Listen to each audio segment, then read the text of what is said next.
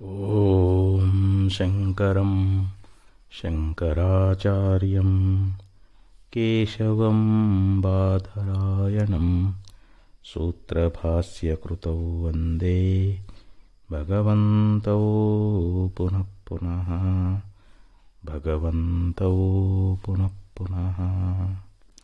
ಶ್ರೀಮಚ್ಶಂಕರ ಭಗವತ್ಪಾದಾಚಾರ್ಯರ, ಜಗದ್ಗುರು ಸಿದ್ಧಾರೂಢ ಮಹಾಸ್ವಾಮಿಗಳವರ, ಜಗದ್ಗುರು ಭಾರತೀ ಅಪ್ಪಾಜಿಯವರ ಪವಿತ್ರ ಚರಣ ಅರವಿಂದಗಳಲ್ಲಿ ಅನಂತ ಕೋಟಿ ಶಿರಸಾಷ್ಟಾಂಗ ಪ್ರಣಾಮವನ್ನು ಸಲ್ಲಿಸುತ್ತೇನೆ. ಶ್ರವಣಾಪೇಕ್ಷಳಾದ ತಮ್ಮೆಲ್ಲರಿಗೂ ಅನೇಕ ಶರಣಾರ್ಥಿಗಳು. ವಿವೇಕ ಚೂಡಾಮಣಿ 358ನೇ ಶ್ಲೋಕ.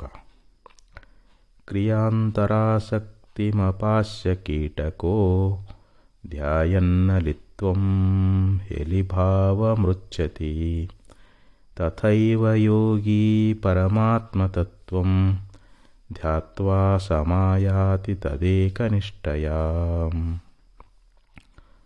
ಈ ಒಂದು ಶ್ಲೋಕದಲ್ಲಿ ಬಹು ಸುಂದರವಾಗಿರ್ತಕ್ಕಂಥ ವಿಚಾರವನ್ನು ಆಚಾರ್ಯರು ನಮಗೆ ತಿಳಿಸ್ತಾ ಇದ್ದಾರೆ. ಕೀಟಕಃ ಕ್ರಿಯಾ ಅಂತರ ಆಸಕ್ತಿಂ ಅಪಾಸ್ಯ. ಒಂದು ಕುರುಡಿ ಕುಟಾರ ಅನ್ನುವಂಥ ಹುಳ.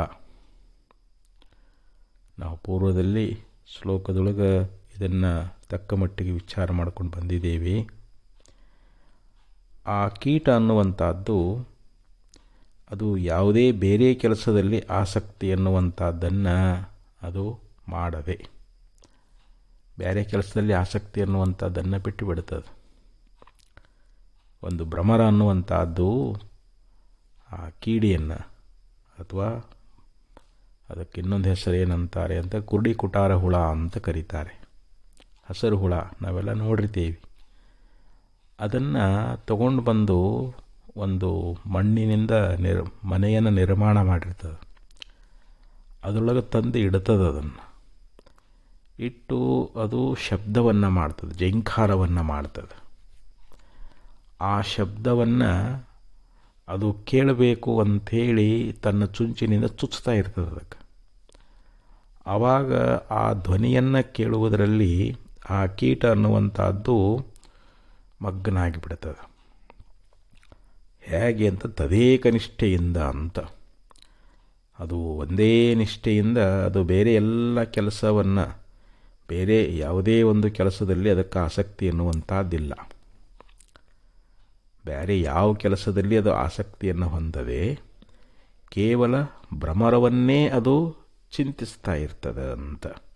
ಅದಕ್ಕಂತಾರೆ ಅವರು ಕ್ರಿಯಾಂತರಾಸಕ್ತಿಮಪಾಸ್ಯ ಕೀಟಕೋ ಧ್ಯಾಯನ್ನಲಿತ್ವಂ ಹೇಲಿಭಾವಮೃಚ್ಛತಿ.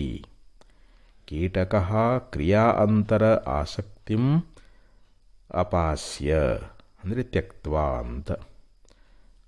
ಯಾವ ಒಂದು ಕೀಟ ಅನ್ನುವಂಥದ್ದು, ಕುರುಡಿ ಕುಟಾರ ಹುಳ ಅನ್ನುವಂಥದ್ದು ಅಥವಾ ಕೀಡಿ ಅನ್ನುವಂಥದ್ದು ಬೇರೆ ಯಾವುದೇ ಒಂದು ಕೆಲಸದಲ್ಲಿ ಆಸಕ್ತಿಯನ್ನು ಇಟ್ಟುಕೊಳ್ಳದೆ, ಆಸಕ್ತಿ ಅನ್ನುವಂಥದ್ದನ್ನು ಸಂಪೂರ್ಣವಾಗಿ ತ್ಯಾಗ ಮಾಡಿ ಅಲಿತ್ವಂ ಧ್ಯಾಯನ್, ಆ ಭ್ರಮರ ಭಾವವನ್ನೇ ಅದು ಚಿಂತಿಸ್ತಾ ಇರ್ತದೋ. ಹೇಗೆ ಇಲ್ಲಿ ದೃಷ್ಟಾಂತ ಕೊಡ್ತಾ ಇದ್ದಾರೆ. ಹೇಗೆ ಒಂದು ಕುರುಡಿ ಕುಟಾರ ಹುಳ ಅನ್ನುವಂಥದ್ದು ಬೇರೆ ಯಾವ ಕೆಲಸದಲ್ಲಿ ಆಸಕ್ತಿಯನ್ನು ತೋರಿಸದೆ ಆ ಭ್ರಮರ ಭಾವವನ್ನೇ, ಆ ಭ್ರಮರವನ್ನೇ ಕುರಿತು ತದೇಕ ನಿಷ್ಠೆಯಿಂದ ಅದು ಚಿಂತನ ಮಾಡ್ತಾ ಇರ್ತದೆ, ಚಿಂತಿಸ್ತಾ ಇರ್ತದೆ. ಅದರ ವೃತ್ತಿಯೊಳಗೆ, ಅದರ ದೃಷ್ಟಿಯೊಳಗೆ ಆ ಭ್ರಮರ ಅನ್ನುವಂಥದ್ದನ್ನು ಬಿಟ್ಟು ಬೇರೆ ಏನನ್ನೂ ಅದು ಚಿಂತಿಸಲಾರದು. ಅದನ್ನೇ ಸ್ಮರಣ ಮಾಡ್ತಾ ಇರ್ತದೆ ಏಕನಿಷ್ಠೆಯಿಂದ, ತದೇಕನಿಷ್ಠೆಯಿಂದ ಅದು ಧ್ಯಾನ ಹೆಂಗೆ ಮಾಡ್ತಾ ಇರ್ತದೋ ಹಾಗೆ ಇಲ್ಲಿ ಅಲಿಭಾವಂ ಮೃಚ್ಛತಿ. ಅದು ಕೊನೆಗೆ ಭ್ರಮರ ಭಾವವನ್ನೇ ಹೊಂದಿಬಿಡ್ತದೆ ಅಂತ. ಭ್ರಮರದ ಚಿಂತನವನ್ನು ಮಾಡ್ತಾ ಮಾಡ್ತಾ ಮಾಡ್ತಾ ಅದು ಭ್ರಮರವೇ ಆಗಿ ಹೋಗಿಬಿಡ್ತದ ಅಂತ ಹೇಳ್ತಾರೆ. ಅದು ನಿಜವಾಗಿಯೂ ಅದು ಕುರುಡಿ ಕುಟಾರ ಹುಳ ಏನು ಅಥವಾ ಕೀಡಿ ಏನು, ಅದು ಕೀಟ ಏನು ಅಂತಂದರೆ ಅಲ್ಲ. ಆದರೂ ಅಲ್ಲಿ ಭ್ರಮರದ ಒಂದು ಭ್ರಮರದ ಚಿಂತನೆಯನ್ನು ಮಾಡ್ತಾ ಮಾಡ್ತಾ ಅದು ಆ ಕಿಡ್ಡಿ ಕುಟಾರುಳ ಅನ್ನುವಂಥದ್ದು ಅದು ಭ್ರಮರ ಅಲ್ಲದೇ ಇದ್ರೂ ಕೂಡ ಭ್ರಮರದ ಚಿಂತನೆಯನ್ನು ಮಾಡಿ ಮಾಡಿ ಅದು ಭ್ರಮರ ಭಾವವನ್ನೇ ಹೆಂಗೆ ಹೊಂದಿಬಿಡ್ತದೋ ತನ್ನತನವನ್ನು ಕಳ್ಕೊಂಡು ಅದು ಭ್ರಮರವೇ ಹೇಗೆ ಆಗುತ್ತದೆಯೋ ಅಂತ ಇಲ್ಲಿ ಆಚಾರ್ಯ ನಮಗೆ ದೃಷ್ಟಾಂತವನ್ನು ಕೊಟ್ಟು ನಮಗೆ ನಿರೂಪಣೆಯನ್ನು ಮಾಡ್ತಾ ಇದ್ದಾರೆ.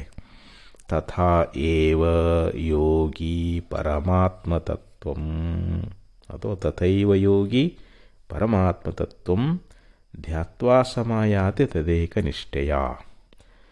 ಹಾಗೆ ಇಲ್ಲಿ ಯೋಗಿಯಾಗಿರತಕ್ಕಂಥವನು ಆ ಒಂದು ಪರಮಾತ್ಮ ತತ್ವ ಅನ್ನುವಂಥದ್ದು, ಆ ಪರಮಾತ್ಮ ತತ್ವ ಅನ್ನುವಂಥದ್ದು ನಮಗೆ ಅಗೋಚರವಾಗಿರತಕ್ಕಂಥದ್ದು, ಅದು ಇಂದ್ರಿಯ ವಾಕ್ ಮನಸ್ಸುಗಳಿಗೆ ಅದು ಅವೇದ್ಯವಾಗಿರ್ತಕ್ಕಂಥದ್ದು. ಅದನ್ನು ನಾವು ತಿಳಿಲಿಕ್ಕಾಗ್ತದೇನು ಅಂತಂದರೆ ಇಲ್ಲ. ಆದರೂ ಗುರು ಮತ್ತು ಶಾಸ್ತ್ರಗಳಿಗೆ ನಾವು ಶರಣಾಗತರಾಗಿ ಶ್ರವಣ ಮನ ನಿಧಿಧ್ಯಾಸನವನ್ನು ಮಾಡ್ತಾ ನಮಗೆ ಪರಮಾತ್ಮದ ಸೂಕ್ಷ್ಮವಾಗಿರ್ತಕ್ಕಂಥ ವಿಚಾರಗಳನ್ನು ಸದ್ಗುರುಗಳು ನಮಗೆ ಉಪದೇಶವನ್ನು ಮಾಡ್ತಾ ಇದ್ದಾರೆ. ಸದ್ಗುರುಗಳು ಉಪದೇಶ ಮಾಡಿದಂತೆ ನಾವು ಆ ಬ್ರಹ್ಮವನ್ನೇ ಚಿಂತನಾ ಮಾಡ್ತಾ ಹೋದೀವಿ ಅಂತಂದರೆ ವಾಸ್ತವಿಕವಾಗಿ ನಾವು ಬ್ರಹ್ಮ ಸ್ವರೂಪವೇ ಅದೇವಿ. ನಾವೇನು ಹೊಸದಾಗಿ ಬ್ರಹ್ಮ ಆಗುವಂಗಿಲ್ಲ. ಇಲ್ಲಿ ಇದ್ದಂಥ ಬ್ರಹ್ಮ ನಾವು ಮರೆತು ಬಿಟ್ಟೀವಿ. ಯಾಕಂದರೆ ನಮಗೆ ಅಜ್ಞಾನ ಮೂಲಕವಾಗಿ ದೇಹಾದಿಗಳಲ್ಲಿ ಆತ್ಮಬುದ್ಧಿ ಎನ್ನುವಂಥದ್ದು ಬಂದುಬಿಟ್ಟದು. ಈ ತೋರ್ತಕ್ಕಂಥ ಶರೀರವನ್ನೇ ನಾನು ಅಂತ ಭಾವಿಸ್ಕೊಂಡು ಬಿಟ್ಟಿದ್ದೀವಿ. ನಾನು ಸಂಸಾರಿ ಅಂತ ತಿಳ್ಕೊಂಡಿದ್ದೀವಿ. ನಾನು ಪುಣ್ಯ ಮಾಡೀನಿ, ನಾ ಭಾಳ ಪುಣ್ಯವಂತದೀನಿ ಅಂತ ತಿಳ್ಕೊಂಡೀವಿ. ನಾ ಮಹಾಪಾಪಿ ಅದೀನಿ, ಭಾಳ ಪಾಪ ಮಾಡೀನಿ ಅಂತ ನಾವು ತಿಳ್ಕೊಂಡಿದ್ದೀವಿ. ಇನ್ನೂ ಹಲವಾರು ಭಾವನೆಗಳನ್ನು ನಾವು ಮಾಡಿಕೊಂಡಿದ್ದೀವಿ. ಯಾಕಂದರೆ ಈ ಅನಾತ್ಮವಾಗಿರ್ತಕ್ಕಂಥ ದೇಹದ ಸಂಘವನ್ನು ಮಾಡಿಕೊಂಡು ಇಂದ್ರಿಯಗಳಲ್ಲಿ ಅಂತಃಕರಣದಲ್ಲಿ ಅಂದರೆ ಮನಸ್ಸು ಬುದ್ಧಿ ಚಿತ್ತು ಅಹಂಕಾರಗಳಲ್ಲಿ ನಾವು ತಾದಾತ್ಮ್ಯಭಾವವನ್ನು ಹೊಂದಿ ಅವೇ ನಾನು ಅಂತ ಭಾವಿಸಿಕೊಂಡು ನಾವು ಸಂಸಾರಿ ಬದ್ಧರು ಆಗಿಬಿಟ್ಟಿದ್ದೀವಿ. ಆದರೆ ವಾಸ್ತವಿಕ ನಮ್ಮ ಸ್ವರೂಪ ಹೇಗಿದೆ ಅಂತಂದರೆ ಅದು ಅಸಂಗವಾಗಿರತಕ್ಕಂಥದ್ದು, ದೇಹಾದಿಗಳನ್ನು ಎದುರಿಟ್ಟು ಅರಿತಕ್ಕಂಥದ್ದು, ದ್ರಷ್ಟಾರೂಪವಾಗಿರುವಂಥದ್ದು. ಅದು ಈ ಸರ್ವ ಅನಾತ್ಮಗಳಿಗೆ ಸಾಕ್ಷಿಯಾಗಿರುವಂಥದ್ದು. ಅದು ಚೈತನ್ಯ ಸ್ವರೂಪವಾಗಿರುವಂಥದ್ದು, ಜ್ಞಾನ ಸ್ವರೂಪವಾಗಿರುವಂಥದ್ದು. ಅದಕ್ಕೆ ಸತ್ತು ಚಿತ್ತು ಆನಂದ ನಿತ್ಯ ಪೂರ್ಣ. ನಿನ್ನ ನಿಜವಿದನೆ ತಿಳಿ ಬೇರೆನ್ನದಲೇ ಮನುಜ. ನಿಜಗುಣಶ್ಲವರು ಹೇಳಿಕೊಂಡು ಬಂದರು, ನೋಡಪ್ಪ ನಿನ್ನ ನಿಜ ಅನ್ನುವಂಥದ್ದು ಯಾವುದು ಅಂತಂದ್ರೆ ನೀನು ಸತ್ತದಿ, ಚಿತ್ತದಿ, ಆನಂದದಿ, ನಿತ್ಯ ಪರಿಪೂರ್ಣದಿ. ಅದು ನಿನ್ನ ನಿಜ ಅನ್ನುವಂಥದ್ದು. ಆದರೆ ನೀನೇನು ತಿಳ್ಕೊಂಡು ಅದಕ್ಕೆ ವಿಲಕ್ಷಣವಾಗಿ ಬೇರೆನ್ನದಲೇ ಮನುಜ ಅಂತ ಹೇಳ್ತಾರೆ. ಬೇರೆ ಅಂತಂದ್ರೇನು? ಅಸತ್ತು, ಜಡ, ದುಃಖ, ಪರಿಚ್ಛಿನ್ನ, ಖಂಡಿತವಾಗಿರ್ತಕ್ಕಂಥ ಈ ದೇಹಾದಿಗಳೇ ನಾನು ಅಂತ ತಿಳ್ಕೊಂಡಿದ್ದಿ. ಅದಕ್ಕೆ ಇದನ್ನು ಬಿಡು ಅಂತಾರವರು. ಈ ಅನಾತ್ಮವಾಗಿರ್ತಕ್ಕಂಥ ದೇಹಾದಿಗಳಲ್ಲಿ ಯಾವ ಆತ್ಮಬುದ್ಧಿಯನ್ನು ಮಾಡಿದ್ದೀಯಲ್ಲ ಇದನ್ನು ಬಿಟ್ಟು ನಾನು ಕೇವಲ ಶುದ್ಧ ಚೈತನ್ಯ ಸ್ವರೂಪನದೀನಿ, ಆ ಪರಮಾತ್ಮ ತತ್ವವೇ ನಾನಾಗಿದ್ದೀನಿ. ನೋಡಿರಿ, ಈಗ ಉಪ್ಪಿನ ಗೊಂಬೆ ಎನ್ನುವಂಥದ್ದು ಅದು ಸಮುದ್ರದ ಉಪ್ಪಿನ ನೀರಿಂದಲೇ ತಯಾರಾಗ್ಯದ. ಉಪ್ಪಿನಿಂದ ಒಂದು ಗೊಂಬೆ ತಯಾರು ಮಾಡ್ಯಾರ ಅಂತ ತಿಳ್ಕೊಂಡ್ರಿ. ಆ ಉಪ್ಪಿನ ಗೊಂಬೆ ವಿಚಾರ ಮಾಡ್ತು, ನಾನು ನನ್ನ ಮೂಲವನ್ನು ಕಂಡು ಬರಬೇಕು ಅಂಥೇಳಿ ಸಮುದ್ರಕ್ಕೆ ಹೋಯಿತು. ಸಮುದ್ರದಲ್ಲಿ ಹೋಗಿ ಮುಳುಗಿದ್ರೆ ಬಿಟ್ರೆ ಅದು ಪುನಃ ವಾಪಸ್ ಬರ್ತದೇನು ಅಂದರೆ ಬ್ರಹ್ಮ ಅದು ಏನಾಗಿಬಿಡ್ತೈತಿ, ಸಮುದ್ರ ಸ್ವರೂಪವೇ ಆಗಿಬಿಡ್ತದೆ. ಅದು ಉಪ್ಪಿನ ಗೊಂಬೆ ಎನ್ನುವಂಥದ್ದು ತನ್ನ ಮೂಲವನ್ನು ಕಂಡು ಅದು ಸಮುದ್ರ ಸ್ವರೂಪವೇ ಆಗಿಬಿಡ್ತದೆ ಅಂತ ಮತ್ತೆ ಅದು ನಾಮರೂಪಗಳಿಂದ ತೋರಲಾರದು. ಹಂಗೆ ನಾವು ಕೂಡ ಈ ದೇಹದ ಸಂಘವನ್ನು ಮಾಡಿಕೊಂಡು ನಾವು ಇಲ್ಲಿ ಹುಟ್ಟು ಸಾವುಗಳಿಗೆ ಒಳಗಾಗಿದ್ದೀವಿ. ನಮ್ಮ ಮೂಲ ಸ್ವರೂಪ ಯಾವುದು ಅಂತ ನಾವು ವಿಚಾರ ಮಾಡಲಿಕ್ಕತ್ತಿದ್ದೀವಿ ಅಂತಂದರೆ ಬ್ರಹ್ಮವಿದ್ ಬ್ರಹ್ಮೈವ ಭವತಿ ಅಂತ ಹೇಳ್ತಾರೆ. ಬ್ರಹ್ಮವನ್ನು ಅರಿತವನು ಬ್ರಹ್ಮವೇ ಆಗುತ್ತಾನೆ ಅಂತ. ಅವನು ಮೊದಲೇ ಬ್ರಹ್ಮ ಅದಾನ, ತನ್ನ ಮೂಲ ಸ್ವರೂಪವನ್ನು ಮರೆತು ಅನಾತ್ಮವಾದ ದೇಹಗಳಲ್ಲಿ ಆತ್ಮಬುದ್ಧಿ ಮಾಡಿಕೊಂಡು ಇದೇ ನಾನಂತ ತಿಳ್ಕೊಂಡು ನಾನು ಹುಟ್ಟು ಸಾವುಗಳಿಗೆ ಒಳಗಾಗಿದ್ದೇನೆ ಅಂತ ತಿಳ್ಕೊಂಡಿದ್ದಾನ. ಯಾವಾಗ ಶ್ರುತಿ ಗುರುಗಳು ನಮಗೆ ಉಪದೇಶ ಮಾಡಿ, ನೋಡಪ್ಪ ನೀನು ಕೇವಲ ಶುದ್ಧ ಪರಬ್ರಹ್ಮ ಸ್ವರೂಪನೇ ಅದಿ, ತ್ವಂ ಬ್ರಹ್ಮಾಸಿ ತದೇವ ತ್ವಮೇವ ತತ್, ಹಿಂಗೆ ಓತಪ್ರೋತವಾಗಿ ಅದುವೇ ನೀನಾಗಿದ್ದೀಯಾ, ನೀನೇ ಅದಾಗಿದ್ದೀಯಾ ಅಂತ ನಮಗೆ ಅನುಭವವನ್ನು ಮಾಡಿಕೊಡ್ತಾರೆ ಸದ್ಗುರುಗಳು. ಆವಾಗ ಆ ಪರಮಾತ್ಮ ಭಾವವನ್ನು ನಾವು ಚಿಂತನೆ ಮಾಡ್ತಾ ನಮ್ಮ ವೃತ್ತಿಯನ್ನು ಅಂತರ್ಮುಖ ಮಾಡಿಕೊಂಡು ಯಾವ ಸ್ವಯಂ ಪ್ರಕಾಶವಾಗಿರ್ತಕ್ಕಂಥ ಅಖಂಡವಾಗಿರುವಂಥ ಸಚ್ಚಿದಾನಂದ ಸ್ವರೂಪವಾಗಿರುವಂಥ ಆ ಪರಬ್ರಹ್ಮ ವಸ್ತುವನ್ನು, ಪರಮಾತ್ಮ ತತ್ವವನ್ನು ನಾವು ನಮ್ಮ ವೃತ್ತಿಯನ್ನು ಆ ಸ್ವರೂಪ ಮಾಡಿಕೊಂಡು, ಆ ಚೈತನ್ಯ ಸ್ವರೂಪ ಮಾಡಿಕೊಂಡು ನಾವು ತದೇಕ ನಿಷ್ಠೆಯಿಂದ, ಒಂದೇ ನಿಷ್ಠೆಯಿಂದ ನಾವು ಅದನ್ನು ಚಿಂತನೆ ಮಾಡ್ತಾ ಹೋದೇವಿ ಅಂತಂದರೆ ಅದಕ್ಕಂತಾರವರು ತದೇಕ ಪರಮಾತ್ಮ ತತ್ವಂ ತದೇಕ ನಿಷ್ಠೆಯ. ಆ ಪರಮಾತ್ಮ ತತ್ವವನ್ನು ತದೇಕ ನಿಷ್ಠೆಯಿಂದ ಅಂತ ಅಂದರೆ ಒಂದೇ ನಿಷ್ಠೆ ಅಂದರೆ ಹೊಯ್ದಾಟ ಇರಬಾರದು. ನಿವಾತ ಸ್ಥಳ ದೀಪವತ್, ಗಾಳಿ ಇಲ್ಲದ ಜಾಗದಲ್ಲಿ ನಾವು ದೀಪವನ್ನು ಹಚ್ಚಿಟ್ರೆ ಅದು ಯಾವ ರೀತಿ ಆ ಗಾಳಿಗೆ ಹೊಯ್ದಾಡಲಾರದೆ ಅದು ಒಂದೇಯಾಗಿ ಹೆಂಗೆ ಉರಿತಾ ಇರ್ತದೋ, ಏಕಾಕಾರವಾಗಿ ಹೆಂಗೆ ಉರಿತಾ ಇರ್ತದೋ, ಹಾಗೆ ಪಾತ್ರೆಯಲ್ಲಿ ಎಣ್ಣೆಯನ್ನು ಹಾಕ್ತಾ ಇರಬೇಕಾದ್ರೆ ನಾವು ಹಿಡ್ಕೊಂಡಿರ್ತಕ್ಕಂಥ ಪಾತ್ರೆ ಅದು ನಮ್ಮ ಕೈ ಹೊಯ್ದಾಡಬಾರದು. ಅದು ಹೊಯ್ದಾಡಲಿಲ್ಲ ಅಂತಂದರೆ ಅದು ಇನ್ನೊಂದು ಪಾತ್ರೆಗೆ ಅದು ಏಕಾಕಾರವಾಗಿ ಅದರೊಳಗೆ ಅದು ಧಾರಾಕಾರವಾಗಿ ಬೀಳ್ತಾ ಇರ್ತದಂತ. ಹಂಗೆ ನಮ್ಮ ನಿಷ್ಠೆ ಎನ್ನುವಂಥದ್ದು ಬ್ರಹ್ಮದಲ್ಲೇ ಇರಬೇಕು. ನಮ್ಮ ವೃತ್ತಿ ಎನ್ನುವಂಥದ್ದು ಬ್ರಹ್ಮದೊಳಗನ ಏಕಾಗ್ರಗೊಳ್ಳಬೇಕು. ಅದಕ್ಕೆ ತದೇಕ ನಿಷ್ಠೆಯ ಅಂತ ಹೇಳ್ತಾರೆ. ಅಂದರೆ ಒಂದೇ ನಿಷ್ಠೆಯಿಂದ ಅದನ್ನು ಪರಮಾರ್ಥ ತತ್ವವನ್ನು ನಾವೇನು ಮಾಡಬೇಕು, ಧ್ಯಾನ ಮಾಡಬೇಕು ಅಂತ ಹೇಳ್ತಾ ಇದ್ದಾರೆ. ಧ್ಯಾನ ಅಂದರೆ ಬರೀ ಕಣ್ಣು ಮುಚ್ಕೊಂಡು ಕುಂತ್ರೆ ಧ್ಯಾನ ಆಗಂಗಿಲ್ಲ. ನಮ್ಮ ಮನಸ್ಸು ಹೊರಗಿನ ವಿಷಯಗಳ ಚಿಂತನವನ್ನು ಬಿಟ್ಟು ನಾವು ದೇಹವನ್ನು ಮರಿಬೇಕು, ಹೊರಗಿನ ಪ್ರಪಂಚವನ್ನು ಮರಿಬೇಕು. ಅದಕ್ಕೆ ವಿರತಿ ಬಲಿಯಿರಬೇಕು, ಜನಗಳ ಪರಿಚಯ ಇಲ್ಲದಿರಬೇಕು, ಮಾತಿನ ಹರಿಯ ಬಿಟ್ಟಿರಬೇಕು, ಬಹು ಏಕಾಂತವಿರಬೇಕು, ಬರುವ ನಿದ್ರೆ ತಗ್ಗಿಸಲು ಬೇಕು. ನೋಡ್ರಿ, ಅಲ್ಲಿ ಚಿದಾನಂದ ಅವಧೂತರು ನಾವು ಅಂಥ ಜೀವನ್ಮುಕ್ತಿ ವಿಲಕ್ಷಣ ಆನಂದವನ್ನು ನಾವು ಅನುಭವಿಸ್ಬೇಕಾಗಿತ್ತು ಅಂತಂದರೆ ನಮ್ಮಲ್ಲಿ ವೈರಾಗ್ಯ ಇರಬೇಕಂತಾರೆ. ಜನಗಳ ಮಧ್ಯದಲ್ಲಿದ್ದರೆ ನಾವು ಧ್ಯಾನ ಮಾಡೋಕ್ಕಾಗಂಗಿಲ್ಲ. ನಾವು ಏಕಾಂತದಲ್ಲಿ ಇರಬೇಕು. ನಮಗೆ ನಿದ್ರೆ ಬರ್ತಿರ್ತದೆ, ಆ ನಿದ್ರೆಯನ್ನು ನಿಗ್ರಹಿಸ್ಬೇಕಂತಾರೆ. ಬರುವಂಥ ನಿದ್ರೆಗೆ ನಾವು ಅವಕಾಶವನ್ನು ಕೊಡಬಾರದು. ಅಂದರೆ ಮಿತಾಹಾರವನ್ನು ತಗೊಳ್ತಾ, ಸಾತ್ವಿಕ ಆಹಾರವನ್ನು ಸೇವನೆ ಮಾಡ್ತಾ, ತದೇಕ ನಿಷ್ಠೆಯಿಂದ ಮನಸ್ಸನ್ನು ಅಂತರ್ಮುಖ ಮಾಡಿ ವಿಷಯಗಳ ಚಿಂತನವನ್ನು ಬಿಡಿಸಿ, ಅದಕ್ಕೆ ಶನೈರು ಪರಮೇತ್ ಬುದ್ಧ್ಯಾದೃತಿ ಗೃಹೀತಯ ಆತ್ಮಸಂಸ್ಥಂ ಮನಃಕೃತ್ವ ನ ಕಿಂಚಿದಪಿ ಚಿಂತೆಯೇತ್.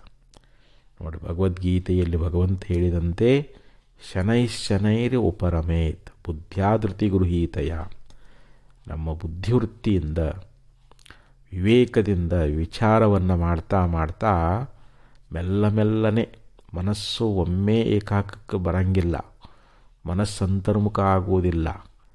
ಯಾಕಂದರೆ ಮನಸ್ಸಿಗೆ ಹೊರಗಿನ ಪ್ರಪಂಚದ ವಿಷಯ ವಾಸನೆಗಳ ಸಂಸ್ಕಾರ ಅದು ಬಲಿಷ್ಠ ಆಗಿಬಿಟ್ಟದು. ಬಹುಜನ್ಮಗಳ ಸಂಸ್ಕಾರದಿಂದ ನಮ್ಮ ಅಂತಃಕರಣ ವೃತ್ತಿ ಯಾವಾಗಲೂ ವಿಷಯಗಳಲ್ಲಿನೇ ಹರಿದಾಡ್ತೈತೆ ಹೊರತು ಆ ಪರಮಾತ್ಮನ ಒಂದು ಸ್ವರೂಪದಲ್ಲಿ ಆ ನಮ್ಮ ವೃತ್ತಿ ಅನ್ನುವಂಥದ್ದು ನಿಲ್ತದೇನು ಅಂತಂದರೆ ಇಲ್ಲ. ಅದಕ್ಕೆ ಇಲ್ಲಿ ಯೋಗೀಶ್ವರ ಒಬ್ಬ ಜಿಜ್ಞಾಸು, ಒಬ್ಬ ಮುಕ್ಷು ಆಗಿರ್ತಕ್ಕಂಥವನು, ಒಬ್ಬ ಸಾಧಕನಾಗಿರ್ತಕ್ಕಂಥವನು ಇಲ್ಲಿ ಪ್ರಯತ್ನಪೂರ್ವಕವಾಗಿ ನಾವು ಆ ಪರಮಾತ್ಮ ತತ್ವವನ್ನು ನಿರಂತರವಾಗಿ ಏಕಾಗ್ರ ದೃಷ್ಟಿಯಿಂದ ನಾವು ಅದನ್ನೇ ಚಿಂತನ ಮಾಡ್ತಾ ಮಾಡ್ತಾ ಮಾಡ್ತಾ ಹೋದೀವಿ ಅಂತಂದರೆ ಆತ್ಮಸಂಸ್ಥಂ ಮನಃಕೃತ್ವ ನ ಕಿಂಚಿದಪಿ ಚಿಂತೆಯೇತ್. ಬೇರೆ ಎಲ್ಲ ಚಿಂತನವನ್ನು ಬಿಟ್ಟು ಪ್ರಾಪಂಚಿಕ ಯಾವುದೇ ಒಂದು ವಿಷಯಗಳ ಚಿಂತನವನ್ನು ನಮ್ಮ ವೃತ್ತಿಯಲ್ಲಿ ತೆಗೆದುಕೊಳ್ಳದೆ ನಾವು ಏಕನಿಷ್ಠೆಯಿಂದ ಆತ್ಮನಲ್ಲೇ ನಮ್ಮ ವೃತ್ತಿ ಎನ್ನುವಂಥದ್ದನ್ನು, ಆ ಪರಮಾತ್ಮನಲ್ಲಿ ನಮ್ಮ ವೃತ್ತಿ ಎನ್ನುವಂಥದ್ದನ್ನು ನಾವು ಅದರೊಳಗೆ ಲಯಗೊಳಿಸಬೇಕು ಅಂತಾರೆ. ಅದರೊಳಗೆ ಲೀನ ಮಾಡಿಬಿಡಬೇಕು. ಅದು ಆ ಪರಮಾತ್ಮ ಭಾವನ್ನೇ ತದೇಕನಿಷ್ಠೆಯಿಂದ ನಾವು ಧ್ಯಾನಿಸ್ತಾ ಹೋದರೆ ಕೊನೆಗೇನಾಗ್ತೈತದು? ಸಮಾಯಾತಿ, ಧ್ಯಾತ್ವಾ ಸಮಾಯಾತಿ. ಅದನ್ನೇ ಇಲ್ಲಿ ಹೊಂದಿಬಿಡ್ತಾನೆ, ಅದೇ ರೂಪವನ್ನು ಹೊಂದ್ತಾ ಇದ್ದಾನೆ ಅಂತ. ಅಹಂ ಬ್ರಹ್ಮಾಸ್ಮಿ, ಅಹಂ ಬ್ರಹ್ಮಾಸ್ಮಿ ಎನ್ನುವಂಥ ವೃತ್ತಿ ಏನು ಮಾಡ್ತದದು? ನಮ್ಮನ್ನು ಬ್ರಹ್ಮವನ್ನಾಗಿ ಮಾಡಿಬಿಡ್ತದ ಅಂತ. ಈ ಹೆಂಗೆ ಯಥಾ ನದ್ಯಸ್ಯಂದಮಾನ ಅಸ್ತಂ ಗಚ್ಚಂತಿ ನಾಮರೂಪೇ ವಿಹಾಯ ತಥಾ ವಿದ್ವಾನ್ ನಾಮರೂಪಾದ್ ವಿಮುಕ್ತಃ ಪರಾತ್ಪರಂ ಪುರುಷಮುಪೈತಿ ದಿವ್ಯಂ ಅಂತ ಉಪನಿಷತ್ತು ಹೇಳಿದಂತೆ, ಯಾವ ರೀತಿಯಾಗಿ ಗಂಗಾ, ಯಮುನಾ, ತುಂಗಾ, ಕಾವೇರಿ, ಗೋದಾವರಿ, ಕೃಷ್ಣ ಹಲವಾರು ನದಿಗಳು ಹರಿತಾ ಹರಿತಾ ಎಲ್ಲಿ ಹೋಗ್ತವೆ ಅಂತಂದರೆ ಸಮುದ್ರವನ್ನೇ ಸೇರಿಬಿಡ್ತಾ ಇದ್ದಾವೆ. ಸಮುದ್ರದ ಸ್ವರೂಪವೇ ಆಗಿಬಿಡ್ತಾ ಇದ್ದಾವೆ. ಅಲ್ಲಿ ನಾನು ಗಂಗಾ ಅನ್ನೋದಿಲ್ಲ, ಅಥವಾ ನಾನು ಯಮುನಾ ಅನ್ನೋದಿಲ್ಲ, ನಾನು ಗೋದಾವರಿ ಅನ್ನೋದಿಲ್ಲ, ನಾ ಕೃಷ್ಣ ಅನ್ನೋದಿಲ್ಲ, ನಾ ಕಾವೇರಿ ಅನ್ನೋದಿಲ್ಲ. ಅಲ್ಲಿ ಯಾವುದೇ ನಾಮರೂಪಗಳು ಅದಾವೇನು? ಸಮುದ್ರದೊಳಗೆ ನದಿಗಳು ಹೋಗಿ ಸೇರಿದ ಬಳಿಕ ಅಲ್ಲಿ ಯಾವುದೇ ನಾಮರೂಪಗಳು ಉಳ್ಕೊಂಡಿಲ್ಲ. ಇವಾಗ ಸಮುದ್ರ ಸ್ವರೂಪನೇ ಆಗಿಬಿಟ್ಟಿದೆ. ಯಥಾ ನದ್ಯ ಚಂದಮಾನ ಅಸ್ತಂ ಗಚ್ಚಂತಿ ನಾಮರೂಪೇ ವಿಹಾಯ. ನಾಮರೂಪಗಳನ್ನು ಅವು ತ್ಯಾಗ ಮಾಡಿ ಯಾವ ರೀತಿಯಾಗಿ ಸಮುದ್ರ ಸ್ವರೂಪವೇ ಆಗಿದ್ದಾವೆಯೋ ತಥಾ ವಿದ್ವಾನ್ ನಾಮರೂಪಾದ್ ವಿಮುಕ್ತಃ. ಹಾಗಿಲ್ಲಿ ಆಗಿರ್ತಕ್ಕಂಥವನು ಆ ಪರಮಾತ್ಮನ ಭಾವವನ್ನೇ ಮಾಡ್ತಾ ಮಾಡ್ತಾ ಮಾಡ್ತಾ ಅವ ಏನಾಗಿಬಿಡ್ತಾನೆ? ಪರಾತ್ಪರಂ ಪುರುಷಮುಪೈತಿ ದಿವ್ಯಂ. ಪರಾತ್ಪರವಾಗಿರ್ತಕ್ಕಂಥ ಆ ದಿವ್ಯವಾಗಿರ್ತಕ್ಕಂಥ ಪುರುಷನನ್ನು ಸೇರಿ ಅದರ ಸ್ವರೂಪವೇ ಆಗಿಬಿಡ್ತಾನೆ ಅಂತ. ಪರಮಾತ್ಮ ಸ್ವರೂಪನೇ ಆಗಿಬಿಡ್ತಾ ಇದ್ದಾನೆ ಅಂತ ಹೇಳ್ತಾ ಇದ್ದಾರೆ. ಆದ್ದರಿಂದ ಇಲ್ಲಿ ಅಂಥ ಒಂದು ತದೇಕನಿಷ್ಠೆಯಿಂದ ಇಲ್ಲಿ ಪರಮಾತ್ಮನನ್ನೇ ನಾವು ಚಿಂತಿಸುವುದರಿಂದ, ಧ್ಯಾನಿಸುವುದರಿಂದ ನಿರಂತರವಾಗಿ ಸದಾಕಾಲದಲ್ಲಿ ಆ ಪರಮಾತ್ಮನಲ್ಲಿ ನಮ್ಮ ಮನಸ್ಸನ್ನುವಂಥದ್ದನ್ನು ನಾವು ಚಿಂತನ ಮಾಡ್ತಾ ಮಾಡ್ತಾ ಮಾಡ್ತಾ ಅಲ್ಲೇ ನಮ್ಮ ವೃತ್ತಿ ಲಯ ಆಯಿತು ಅಂತಂದರೆ ಆವಾಗ ನಾವು ಆ ಭಾವವನ್ನೇ, ಅದೇ ರೂಪವನ್ನು ಹೊಂದಿಬಿಡ್ತೀವಿ ಅಂತ. ಆವಾಗ ನಮಗೆ ಜೀವಭಾವ ಉಳ್ಕೊಳ್ಳೋಂಗಿಲ್ಲ, ದೇಹ ಭಾವ ಉಳ್ಕೊಳ್ಳೋದಿಲ್ಲ. ಯಾಕೆ ಅವಾಗ ಶರೀರ ಮೇಲಿರ್ತಕ್ಕಂಥ ಮೋಹ ಹೊರಟು ಹೋಗಿಬಿಡ್ತದೆ. ಈ ದೇಹ ನಾನನ್ನೋದು ಹೊರಟು ಹೋಗಿಬಿಡ್ತದೆ. ಅಲ್ಲಿ ಕೇವಲ ಪರಮಾತ್ಮ ಭಾವನ್ನೇ ಹೊಂದಿ ಅವನು ಪರಮಾತ್ಮನೇ ಆಗಿಬಿಡ್ತಾ ಇದ್ದಾನೆ. ಅಂದರೆ ಮೊದಲು ಪರಮಾತ್ಮನೇ ಅದಾನ, ಆದರೆ ಅಜ್ಞಾನದಿಂದ ಅವ ನಾನು ಪರಮಾತ್ಮನಿಗಿಂತ ಭಿನ್ನ ಅಂತ ತಿಳ್ಕೊಂಡಿದ್ದ, ನಾನು ಸಂಸಾರಿ ಅಂತ ತಿಳ್ಕೊಂಡಿದ್ದ, ನಾನು ಜೀವ ಅಂತ ತಿಳ್ಕೊಂಡಿದ್ದ. ಈಗ ಪರಮಾತ್ಮ ತತ್ವವನ್ನು ತಿಳ್ಕೊಂಡು ಗುರುಶಾಸ್ತ್ರಗಳಿಂದ ಅದನ್ನು ಸ್ವಾನುಭವ ಮಾಡಿಕೊಂಡು ತನ್ನ ವೃತ್ತಿಯನ್ನು ಅಂತರ್ಮುಖ ಮಾಡಿಕೊಂಡು ಆ ವೃತ್ತಿಯೊಳಗೆ ಕೇವಲ ಏನದಲ್ಲಿ ಅಹಂ ಬ್ರಹ್ಮಾಸ್ಮಿ, ನಾನೇ ಬ್ರಹ್ಮನಿದ್ದೀನಿ, ನಾನೇ ಪರಮಾತ್ಮ ಅನ್ನುವಂಥ ತದೇಕ ನಿಷ್ಠೆಯಿಂದ ಅವನು ಆ ಪರಮಾತ್ಮನನ್ನು ಸ್ಮರಣ ಮಾಡ್ತಾ ಮಾಡ್ತಾ ಮಾಡ್ತಾ ಏನಾಗಿಬಿಡ್ತಾನೆ? ಅವನು ಪರಮಾತ್ಮವೇ ಆಗಿ ಹೋಗ್ತಾನೆ ಅಂಥೇಳಿ ಆ ಕುರುಡಿ ಕುಟಾರ ಹುಳದ ಒಂದು ಕೀಡಿ, ಒಂದು ಹಸಿರು ಹುಳ ನೋಡಿರ್ತೇವೆ, ನಾವು ಎಲ್ಲರೂ ನೋಡಿರ್ತೀವಿ. ಅದು ಯಾವ ರೀತಿಯಾಗಿ ಭ್ರಮರದ ಧ್ಯಾನವನ್ನು, ಒಂದು ದುಂಬಿಯ ಧ್ಯಾನವನ್ನು ಮಾಡ್ತಾ ಮಾಡ್ತಾ ಅದು ಕೊನೆಗೆ ದುಂಬಿಯೇ ಆಗಿ ಹೋಗಿಬಿಡ್ತದೋ ಹಾಗೆ ಇಲ್ಲಿ ಯೋಗಿಯೂ ಕೂಡ ಆ ಪರಮಾತ್ಮ ಭಾವನ್ನೇ ಹೊಂದ್ತಾ ಇದ್ದಾನೆ ಅಂತ ಹೇಳಿದರು. ಅತೀವ ಸೂಕ್ಷ್ಮಂ ಪರಮಾತ್ಮತತ್ವಂ ನ ಸ್ಥೂಲದೃಷ್ಟ್ಯಾ ಪ್ರತಿಪತ್ತುಮರ್ಹತಿ ಸಮಾಧಿನಾತ್ಯಂತ ಸುಸೂಕ್ಷ್ಮವೃತ್ತ್ಯಾ ಜ್ಞಾತವ್ಯಮಾರ್ಯೈರತಿಶುದ್ಧಬುದ್ಧಿಭಿಃ. ಈ 359ನೇ ಶ್ಲೋಕದಲ್ಲಿ ಆಚಾರ್ಯರು ಆ ಪರಮಾರ್ಥ ತತ್ವ ಎಷ್ಟು ಸೂಕ್ಷ್ಮವಾಗಿರತಕ್ಕಂಥದ್ದು, ಅದನ್ನು ಹೊಂದತಕ್ಕಂಥವ್ರು ಯಾರು ಅನ್ನುವಂಥ ಮಾತನ್ನು ಈ ಶ್ಲೋಕದಲ್ಲಿ ಬಹಳ ಸುಂದರವಾಗಿ ಉಪದೇಶ ಮಾಡ್ತಾ ಇದ್ದಾರೆ. ಅತೀವ ಸೂಕ್ಷ್ಮಂ ಪರಮಾತ್ಮ ತತ್ವಂ, ಪರಮಾತ್ಮ ತತ್ವಂ ಅತೀವ ಸೂಕ್ಷ್ಮಂ ಅಂತ ಹೇಳಿದರು. ಈ ಪರಮಾತ್ಮ ತತ್ವ ಯಾಕಂದರೆ ಇದನ್ನು ಯಥೋವಾಚೋ ನಿವರ್ತಂತೆ ಅಪ್ರಾಪ್ಯ ಮನಸಾ ಸಹ ಅಂತ ಶ್ರುತಿ ಹೇಳ್ತದೆ. ಇದು ಮನಸ್ಸಿಗೂ ವಾಣಿಗೂ ಇದು ಅಗೋಚರವಾಗಿರತಕ್ಕಂಥದ್ದು. ನಾವು ಮನಸ್ಸಿನಿಂದ ವಾಣಿಯಿಂದ ಈ ಪರಮಾತ್ಮ ತತ್ವವನ್ನು ನಾವು ಹೊಂದಲಿಕ್ಕೆ ಸಾಧ್ಯ ಅದೇನು ಅಂತಂದ್ರೆ ಇಲ್ಲ. ಯಾಕೆಂದರೆ ಇದು ಬಹಳ ಸೂಕ್ಷ್ಮವಾಗಿರತಕ್ಕಂಥದ್ದು. ಇದು ಎಷ್ಟು ಸೂಕ್ಷ್ಮ ಅದ, ಇದು ಎಷ್ಟು ವ್ಯಾಪಕ ಅದ ಅಂತಂದ್ರೆ ಶ್ರುತಿ ಹೇಳ್ತದ, ಇಂದ್ರಿಯೇಭ್ಯ ಪರಾಹ್ಯರ್ಥ ಅರ್ಥೇಭ್ಯಶ್ಚ ಪರಂ ಮನಃ ಮನಸಸ್ತು ಪರಾಬುದ್ಧಿ ಬುದ್ಧಿರಾತ್ಮ ಮಹಾನ್ ಪರಃ ಮಹತಃ ಪರಮವ್ಯಕ್ತಂ ಅವ್ಯಕ್ತಾತ್ ಪುರುಷಃ ಪರಃ ಪುರುಷಾನ್ನ ಪರಂ ಕಿಂಚಿತ್ ಸಾ ಕಾಷ್ಟ ಸಾ ಪರಾಗತಿ ಅಂತ ಒಂದು ಮಂತ್ರದಲ್ಲಿ ನಮಗೆ ಉಪನಿಷತ್ತು ಬೋಧ ಮಾಡ್ತದೆ. ನೋಡಿ, ಇಂದ್ರಿಯಗಳು ಸ್ಥೂಲದ, ಈ ಇಂದ್ರಿಯಗಳು ಈ ವಿಷಯಗಳನ್ನು ವಿಷಯೀಕರಿಸ್ತಾ ಇದ್ದಾವೆ. ಕಣ್ಣು ರೂಪವನ್ನು ಗ್ರಹಣ ಮಾಡ್ತದೆ, ಕಿವಿ ಶಬ್ದವನ್ನು ಆಲಿಸ್ತದೆ. ಹೀಗೆ ಪ್ರತಿಯೊಂದು ಇಂದ್ರಿಯಗಳು ತಮ್ಮ ವಿಷಯಗಳಲ್ಲಿ ಅವು ವಿಷಯೀಕರಿಸ್ತಾ ಇದ್ದಾವೆ. ಅದಕ್ಕೆ ಇಲ್ಲಿ ಇಂದ್ರಿಯಗಳಿಗಿಂತಲೂ ಸೂಕ್ಷ್ಮವಾಗಿರತಕ್ಕಂಥದ್ದು ಯಾವುದು ಅಂತಂದರೆ ಇಲ್ಲಿ ವಿಷಯಗಳು. ಇಂದ್ರಿಯಭ್ಯ ಪರಾಹ್ಯರ್ಥ, ಅರ್ಥ ಅಂದರೆ ವಿಷಯಗಳು ಅಂತ. ಈ ಶಬ್ದ ಸ್ಪರ್ಶ ರೂಪ ರಸಗಂಧ ಅಂತ ಏನದಾವಲ್ಲ, ಇವು ಇಂದ್ರಿಯಗಳಿಗಿಂತಲೂ ಸೂಕ್ಷ್ಮದಾವ. ಅಂದರೆ ಇಂದ್ರಿಯಗಳು ಸ್ಥೂಲ, ವಿಷಯಗಳು ಅತ್ಯಂತ ಸೂಕ್ಷ್ಮ. ಈ ವಿಷಯಗಳಿಗಿಂತಲೂ ಇನ್ನೂ ಸೂಕ್ಷ್ಮವಾಗಿರ್ತಕ್ಕಂಥದ್ದು ಯಾವುದು ಅಂತಂದರೆ ಮನಸ್ಸು ಅಂತ ಹೇಳ್ತಾರೆ. ಅರ್ಥೇಭ್ಯಶ್ಚ ಪರಂ ಮನಃ. ಇಲ್ಲಿ ಮನಸ್ಸು ಅತ್ಯಂತ ಸೂಕ್ಷ್ಮ. ಈಗ ನಾವು ಇನ್ನೊಬ್ಬರ ಶರೀರವನ್ನು ನೋಡಬಹುದು, ಅಥವಾ ಪ್ರಾಣಿಗಳನ್ನು ನೋಡಬಹುದು, ಪಕ್ಷಿಗಳನ್ನು ನೋಡಬಹುದು. ಆದರೆ ಮನುಷ್ಯನ ಮನಸ್ಸು ಅಂತೇನದಲ್ಲ, ಆ ಮನಸ್ಸನ್ನುವಂಥದ್ದು ನಮಗೆ ಕಾಣಿಸ್ತದೇನು ಅಂತಂದ್ರೆ ಇಲ್ಲ. ಅವನ ಶರೀರದ ರೂಪವನ್ನು ನೋಡ್ತೀವಿ. ಅವ ಕೆಂಪಗದಾನ, ಬೆಳ್ಳಗದಾನ, ಕಪ್ಪದಾನ ಅನ್ನೋದನ್ನು ನಾವು ಕಣ್ಣಿಂದ ನೋಡಿ ತಿಳ್ಕೊಳ್ತೀವಿ. ಆದರೆ ಅವನ ಮನಸ್ಸನ್ನು ನಾವು ಅರಿಲಿಕ್ಕಾಗ್ತದೇನು? ಯಾಕೆ ಮನಸ್ಸು ಬಹಳ ಸೂಕ್ಷ್ಮ. ಆ ಸೂಕ್ಷ್ಮವಾಗಿರತಕ್ಕಂಥ ಮನಸ್ಸು ವಿಷಯಗಳಿಗಿಂತಲೂ ಸೂಕ್ಷ್ಮ. ಅದಕ್ಕೆ ಇಂದ್ರಿಯಭ್ಯ ಪರಾಹ್ಯರ್ಥ ಅರ್ಥೇಭ್ಯಶ್ಚ ಪರಂ ಮನಃ ಮನಸಸ್ತು ಪರಾಬುದ್ಧಿ. ಈ ಮನಸ್ಸಿಗಿಂತಲೂ ಇನ್ನೂ ಸೂಕ್ಷ್ಮ ಯಾವುದು ಅಂತಂದರೆ ಬುದ್ಧಿ. ಈ ಬುದ್ಧಿ ಎನ್ನುವಂಥದ್ದು ಇನ್ನೂ ಬಹಳ ಸೂಕ್ಷ್ಮದ.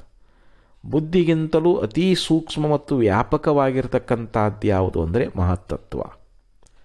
ಆ ಮಹತ್ತತ್ವಕ್ಕಿಂತಲೂ ಇನ್ನೂ ಸೂಕ್ಷ್ಮ ವ್ಯಾಪಕವಾಗಿರ್ತಕ್ಕಂಥದ್ದು ಯಾವುದು? ಮಹತಃ ಪರಮವ್ಯಕ್ತಂ, ಅವ್ಯಕ್ತ ತತ್ವ ಅನ್ನುವಂಥದ್ದು. ಅದಕ್ಕೆ ನಾವು ಮಾಯಾತತ್ವ ಅಂತ ಕರಿತೀವಿ, ಪ್ರಧಾನ ಅಂತ ಕರಿತೀವಿ, ಮೂಲ ಪ್ರಕೃತಿ ಅಂತ ಕರಿತೀವಿ. ಅದು ಏನದ ಅಂತಂದರೆ ಅದು ಅತ್ಯಂತ ಸೂಕ್ಷ್ಮ. ಆ ಮಾಯಾತತ್ವ ಅನ್ನುವಂಥದ್ದು, ಅವ್ಯಕ್ತ ತತ್ವ ಅನ್ನುವಂಥದ್ದು ಅದು ವ್ಯಾಪಕ, ಎಲ್ಲದಕ್ಕಿಂತಲೂ ವ್ಯಾಪಕ, ಆಕಾಶಕ್ಕಿಂತಲೂ ವ್ಯಾಪಕ. ನಾವು ಆಕಾಶವೇ ವ್ಯಾಪಕ ಅಂತ ಕರಿತೀವಿ. ಆಕಾಶಾದಿಗಳಿಗೂ ಕೂಡ ಅದು ಕಾರಣವಾಗಿರ್ತಕ್ಕಂಥದ್ದು ಆ ಅವ್ಯಕ್ತ ತತ್ವ ಅನ್ನುವಂಥದ್ದು ಏನದ ಅದು ಬಹಳ ಸೂಕ್ಷ್ಮ.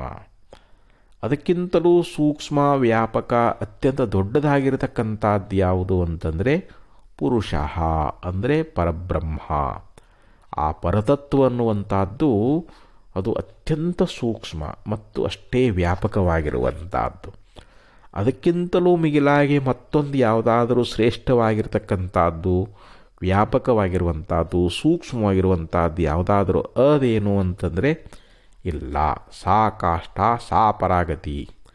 ಆ ಪರಮಾತ್ಮ ತತ್ವವೇ ಎಲ್ಲದಕ್ಕಿಂತಲೂ ಸೂಕ್ಷ್ಮ, ಎಲ್ಲದಕ್ಕಿಂತಲೂ ವ್ಯಾಪಕ, ಅದು ನಿರತಿಶಯ ವ್ಯಾಪಕ ಅಂತ ಹೇಳಿಸಿಕೊಳ್ಳುತ್ತದೆ. ಇವೆಲ್ಲವೂ ಸಾತಿಶಯ ವ್ಯಾಪಕಗಳಾಗಿದ್ದಾವೆ.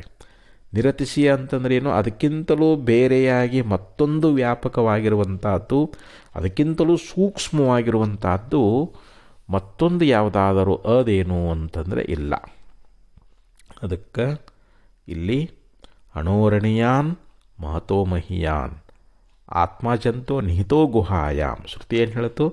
ಅಣುವಿಗಿಂತಲೂ ಅಣು, ಮಹತ್ತಿಗಿಂತಲೂ ಮಹತ್ತಾಗಿರ್ತಕ್ಕಂಥದ್ದು, ಅಷ್ಟು ವ್ಯಾಪಕ ದೊಡ್ಡದಾಗಿರ್ತಕ್ಕಂಥ ಬ್ರಹ್ಮವಸ್ತು ಅನ್ನುವಂಥದ್ದು ಏನದಲ್ಲ, ಅದು ಅತ್ಯಂತ ಸೂಕ್ಷ್ಮವಾಗಿರುವಂಥದ್ದು.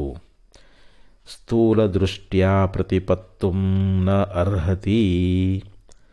ಅದನ್ನು ಸ್ಥೂಲ ದೃಷ್ಟಿಯಿಂದ ತಿಳಿಲಿಕ್ಕೆ ಆಗ್ತದೇನೋ ಅಂತಂದರೆ ಇಲ್ಲ. ಈಗ ನಮ್ಮ ಎದುರುಗಡೆಯಲ್ಲಿ ಅನೇಕ ವಸ್ತುಗಳನ್ನು ನಮ್ಮ ಮುಂದಿಟ್ಟಾರ ಅಂತ ತಿಳ್ಕೊಳ್ರಿ.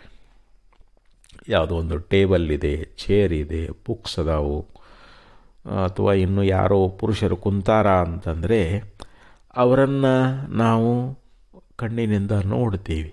ಇವರಿಂಥವರು, ಇದು ಇಂಥದ್ದೇ ವಸ್ತು ಅಂತೇಳಿ ನಾವು ತಿಳ್ಕೊಳ್ತೀವಿ. ಯಾಕಂದರೆ ಅವು ಸ್ಥೂಲ ದೃಷ್ಟಿ, ನಮ್ಮ ಸ್ಥೂಲ ದೃಷ್ಟಿಗೆ, ನಮ್ಮ ಇಂದ್ರಿಯಗಳಿಗೆ ಅವು ವೇದ್ಯ ಆಗ್ತಾವೆ. ನಾವು ಇಂದ್ರಿಯಗಳಿಂದ ಆ ಸ್ಥೂಲವಾಗಿರ್ತಕ್ಕಂಥ ವಸ್ತುಗಳನ್ನು ನಾವು ಅರಿತುಕೊಳ್ಳಿ, ಇದು ಇಂಥದ್ದೇ ವಸ್ತು ಅಂತ ನಾವು ಅರಿತಾ ಇದ್ದೀವಿ. ಹಂಗೆ ಸ್ಥೂಲ ದೃಷ್ಟಿಯಿಂದ ಆ ಪರಮಾತ್ಮನನ್ನು ತಿಳಿಲಿಕ್ಕೆ ಆಗ್ತದೇನೋ ಅಂತಂದರೆ ಇಲ್ಲ. ಅದಕ್ಕೆ ಸುಜನ ಶಿರೋಮಣಿ ಶಿಷ್ಯನೇ ನಿನ್ನ ನಿಜ ಊಹಿಸಬಾರದು ಸಂಪನ್ನ, ಅದು ವಚನಕ್ಕೆ ಗೋಚರಮಲ್ಲೆಂದು, ಅದು ಮಾನಸಕ್ಕೆ ವಿಷಯಮಲ್ಲೆಂದು, ಪೇಳುತ್ತಮ್ಮತ್ತೊಂದನುವಿಂದ ಕೇಳುಪದೇಶಿಸಬೇಕದರಿಂದ, ಸತ್ಯಂ ಜ್ಞಾನ ಸುಖಾತ್ಮಕನೆಂದು, ನಿತ್ಯಂ ಪರಿಪೂರ್ಣಂ ತಾನೆಂದು. ನೋಡ್ರಿ, ಈಗ ನಿಜಗುಣಶೀಲವರು ಪಾರಮಾರ್ಥಗೀತೆ ಹೇಳ್ಕೊಂಬರ್ತಾರೆ. ಹೇ ಸಚ್ಚಿಷ್ಯನೇ, ನಿನ್ನ ಸ್ವರೂಪ ಅನ್ನುವಂಥದ್ದು ಅದು ಮನಸ್ಸು ವಾಣಿಗಳಿಗೆ ಅಗೋಚರವಾಗಿರ್ತಕ್ಕಂಥದ್ದು. ಅದನ್ನು ನಾನು ಮನಸ್ಸಿನಿಂದ ಬುದ್ಧಿಯಿಂದ ನಾನು ತಿಳ್ಕೊಳ್ತೀನಿ ಅಂತಂದರೆ ಅದು ತಿಳಿಲಿಕ್ಕೆ ಬರಲಾರ್ದಂಥದ್ದು. ಯಾಕಂದರೆ ಅದು ಸ್ಥೂಲ ಆಗಿದ್ದರೆ ನಮ್ಮ ಸ್ಥೂಲವಾದ ಇಂದ್ರಿಯಗಳಿಂದ ಅದನ್ನು ಅರಿಲಿಕ್ಕೆ ಬರ್ತಿತ್ತು. ಆದರೆ ಅದು ಹೀಗೆ ಇದೆ ಅಂತ ಅದನ್ನು ಮನಸ್ಸಿನಿಂದಲಾಗಲಿ ವಾಕ್ಯನಿಂದಲಾಗಲಿ ಅದು ಹೇಳಲಿಕ್ಕೂ ಬರೋಂಗಿಲ್ಲ, ಅದನ್ನು ಚಿಂತನೆ ಮಾಡಲಿಕ್ಕೂ ಬರೋದಿಲ್ಲ. ಅಷ್ಟು ಸೂಕ್ಷ್ಮವಾಗಿರ್ತಕ್ಕಂಥ ವಸ್ತು. ಅದಕ್ಕಂದ್ರೆ ಅವರು ಅಂತಹ ಸೂಕ್ಷ್ಮವಾಗಿರ್ತಕ್ಕಂಥ ವಸ್ತು ಅನ್ನುವಂಥದ್ದನ್ನು ಸ್ಥೂಲ ದೃಷ್ಟ್ಯಾ ಪ್ರತಿಪತ್ತು ನ ಅರ್ಹತಿ. ಅದನ್ನು ಸ್ಥೂಲ ದೃಷ್ಟಿಯಿಂದ ನಾವು ತಿಳ್ಕೊಳ್ಳಿಕ್ಕೆ ಬರ್ತದೇನು? ಹೊರಗಿನ ವಸ್ತುಗಳು ಸ್ಥೂಲದಾವು, ಅವುಗಳನ್ನು ಹೆಂಗೆ ನಾವು ಅರಿತೇವಲ್ಲ ಹಂಗೆ ಅದು ತಿಳಿಲಿಕ್ಕೆ ಬರುವಂಥದ್ದಲ್ಲ. ಅತಿ ಶುದ್ಧ ಬುದ್ಧಿಭಿಹಿ ಅಂದರೆ ಯಾರು ಅತ್ಯಂತ ಶುದ್ಧವಾಗಿರತಕ್ಕಂಥ ಬುದ್ಧಿಯುಳ್ಳವರದಾರೋ, ಅಂದರೆ ನಮ್ಮ ಬುದ್ಧಿ ಅತ್ಯಂತ ಶುದ್ಧವಾಗಿರಬೇಕು. ನಮ್ಮ ಬುದ್ಧಿಯೊಳಗೆ ಕಶ್ಮಲ ಇರಬಾರದಂತಾರೆ. ನಮ್ಮ ಬುದ್ಧಿಯೊಳಗೆ ವಿಷಯಗಳ ಚಿಂತನೆಗಳಾಗಲಿ, ಪಾಪ ವಾಸನೆಗಳಾಗಲಿ, ಪಾಪ ಸಂಸ್ಕಾರ ನಮ್ಮಲ್ಲಿ ಇದ್ದು ಅಂತಂದರೆ, ಅನೇಕ ದುರ್ಗುಣಗಳಿದ್ದು ಅಂತಂದರೆ ಈ ಬುದ್ಧಿಯಿಂದ ನಾವು ಆತ್ಮನನ್ನು ಅರಿಲಿಕ್ಕಾಗೋದಿಲ್ಲ. ಮತಿನಲ ಕೈಜಿಹಿ. ನೋಡಪ್ಪ, ನಮ್ಮ ಬುದ್ಧಿ ಆತ್ಮನನ್ನು ಅರಿತದೇನು ಅಂತಂದರೆ ಅರಿಯುವುದಿಲ್ಲ. ಮತಿಲ ಕೈ, ಬುದ್ಧಿ ಆತ್ಮನ ಅರಿತದೆ. ಅಂದರೆ ಶುದ್ಧವಾದ ಬುದ್ಧಿಯಿಂದ ಮಾತ್ರ ನಾವು ಆತ್ಮನನ್ನು ಅರಿಲಿಕ್ಕೆ ಬರ್ತದೆ. ದೃಶ್ಯತೆ ತ್ವಗ್ರಯ ಬುದ್ಧಿಯ ಸೂಕ್ಷ್ಮಯಾ ಸೂಕ್ಷ್ಮದರ್ಶಿಭಿಹಿ. ಯಾರು ತಮ್ಮ ಬುದ್ಧಿ ಎನ್ನುವಂಥದ್ದನ್ನು ಸತ್ಸಂಗದಲ್ಲಿ ಬಂದು ಶಾಸ್ತ್ರ ಶ್ರವಣಾದಿಗಳನ್ನು ಮಾಡ್ತಾ, ಅಂದರೆ ತಮ್ಮ ಬುದ್ಧಿಯಲ್ಲಿರ್ತಕ್ಕಂಥ ಎಲ್ಲ ಪಾಪದೋಷಗಳನ್ನು, ಎಲ್ಲ ಮೋಹ ಕಾಮ ಕ್ರೋಧ ಲೋಭ ಮೋಹ ಮದಮತ್ಸರಾದಿಗಳೇನದಾವಲ್ಲ ಇವೆಲ್ಲವನ್ನು ದೂರ ಮಾಡಿಕೊಂಡು ತಮ್ಮ ಬುದ್ಧಿಯನ್ನು ಅತ್ಯಂತ ಶುದ್ಧ ಮಾಡಿಕೊಂಡಾರೋ, ಯಾರು ಪವಿತ್ರ ಮಾಡಿಕೊಂಡಾರೋ, ಅದಕ್ಕೆ ಎಸ್ತು ವಿಜ್ಞಾನವಾನ್ ಭವತಿ ಸಮನಸ್ಕ ಸದಾ ಶುಚಿ ಸದುತತ್ಪದಮವಾಪ್ನೋತಿ ಯಸ್ಮಾತ್ ಭೂಯೋ ನ ಜಾಯತೆ ಅಂತ ಯಮಧರ್ಮ ನಚಿಕೇತನಿಗೆ ಹೇಳ್ತಾ ಇದ್ದಾನೆ. ಯಾರು ಶುದ್ಧವಾದ ಬುದ್ಧಿ ಉಳ್ಳವರದಾರ, ಯಾರು ಶುದ್ಧವಾದ ಮನಸ್ಸುಳ್ಳವರದಾರ, ಅವರು ಮಾತ್ರ ಆ ಬ್ರಹ್ಮವನ್ನು ಅರಿತಾ ಇದ್ದಾರೆ, ಬ್ರಹ್ಮವನ್ನು ಸೇರ್ತಾ ಇದ್ದಾರೆ. ಆರ್ಯೈಹಿ ಅತ್ಯಂತ ಸುಸೂಕ್ಷ್ಮ ವೃತ್ತಿಯ. ಇಲ್ಲಿ ಆರ್ಯರು ಅಂತಂದ್ರೇನು? ಶ್ರುತಿ ಸ್ಮೃತಿಗಳು ಹೇಳಿದಂತೆ, ಅವುಗಳ ಒಂದು ನಿರ್ದೇಶನದಂತೆ ಯಾರು ಹೋಗ್ತಾ ಇದ್ದಾರೋ ಅವರಿಗೆ ಆರ್ಯರು ಅಂತ ಕರೀತಾರೆ. ಅಂಥವರು ಏನು ಮಾಡ್ತಾರೆ ಅಂತಂದರೆ ತಮ್ಮ ಸೂಕ್ಷ್ಮವಾಗಿರ್ತಕ್ಕಂಥ ವೃತ್ತಿಯುಳ್ಳಂಥ ಸಮಾಧಿಯಿಂದ ಅದನ್ನು ಅವರು ತಿಳ್ಕೊಳ್ತಾ ಇದ್ದಾರೆ. ವೃತ್ಯ ಜ್ಞಾತವ್ಯಂ ಆರ್ಯರತಿ ಶುದ್ಧ ಬುದ್ಧಿವಿಹಿ ಅಂದರೆ ಇಲ್ಲಿ ಅತ್ಯಂತ ಶುದ್ಧವಾದ ಬುದ್ಧಿಯುಳ್ಳಂಥ ಆರ್ಯರು ಅಂಥ ಸೂಕ್ಷ್ಮವಾಗಿರ್ತಕ್ಕಂಥ ವೃತ್ತಿಯುಳ್ಳಂಥ ಸಮಾಧಿಯಿಂದ ಅದನ್ನು ತಿಳಿಯತಕ್ಕದ್ದು ಅಂತ ಹೇಳ್ತಾರೆ. ನಮ್ಮ ವೃತ್ತಿನೂ ಕೂಡ ಅತ್ಯಂತ ಸೂಕ್ಷ್ಮ ಆಗಬೇಕು. ಸೂಕ್ಷ್ಮವಾದ ವೃತ್ತಿ ಬೇಕಂತಾರ, ಶುದ್ಧವಾದ ಬುದ್ಧಿ ಬೇಕಂತಾರ. ಶುದ್ಧವಾದ ಬುದ್ಧಿ ಉಳ್ಳವರು ಮಾತ್ರ ಅಂಥ ಸೂಕ್ಷ್ಮವಾಗಿರ್ತಕ್ಕಂಥ ವೃತ್ತಿಯಿಂದ ಅವರು ಸಮಾಧಿಯಿಂದ ಅದನ್ನು ಪಡ್ಕೊಳ್ತಾರ, ಅದನ್ನು ತಿಳ್ಕೊಳ್ತಾ ಇದ್ದಾರೆ ಅಂಥೇಳಿ ಈ ಒಂದು ಶ್ಲೋಕದಲ್ಲಿ ಆಚಾರ್ಯರು ಸುಂದರವಾಗಿ ಹೇಳ್ಕೊಂಡು ಬಂದಿದ್ದಾರೆ. ಮತ್ತೆ ಮುಂದಿನ ಶ್ಲೋಕವನ್ನು ನಾಳೆ ವಿಚಾರ ಮಾಡೋಣ ಅಂತ ಹೇಳ್ತಾ ಎಲ್ಲರೂ ಸದ್ಗುಣ ಕರ್ಪಿಸಿ ವಿರಮಿಸ್ತಾ ಇದ್ದೇನೆ. ಓಂ ತತ್ಸತ್.